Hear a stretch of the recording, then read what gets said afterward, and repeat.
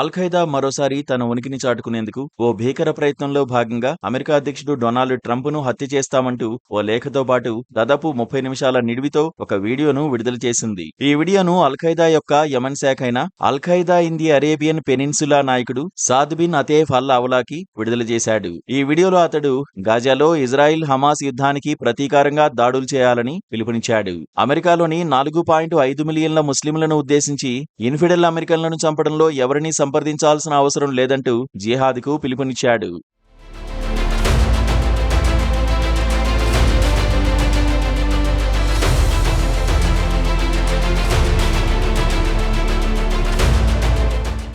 2024 మార్చిలో సాద్ బిన్ అతేఫ్ ఏక్యూఏపీ నాయకత్వ బాధ్యతలు చేపట్టాడు. అతడిపై అమెరికా 50 కోట్ల రివార్డు ప్రకటించింది. గతంలో అతడు అమెరికా వారి మిత్ర దేశాలపై దాడులకు పిలుపునిచ్చాడు. ఈ వీడియోలో ట్రంప్తో పాటు vice president JD Vance, secretary of state Marco Rubio, secretary of defence Pete Hegseth, billionaire Elon మస్క్లను టార్గెట్ గా పేర్కొన్నాడు. అంతేకాదు ఎలాన్ మస్క్ యొక్క టెస్లా వంటి కంపెనీల లోగోలను కూడా చూపించాడు. గాజాలో పాలస్తీనా వాసులకు వీరు ఎటువంటి ఆధారం మిగల్చలేదని, అందుకే ఈ స్థాయిలో దాడులు చేయాలని పిలుపునిచ్చాడు.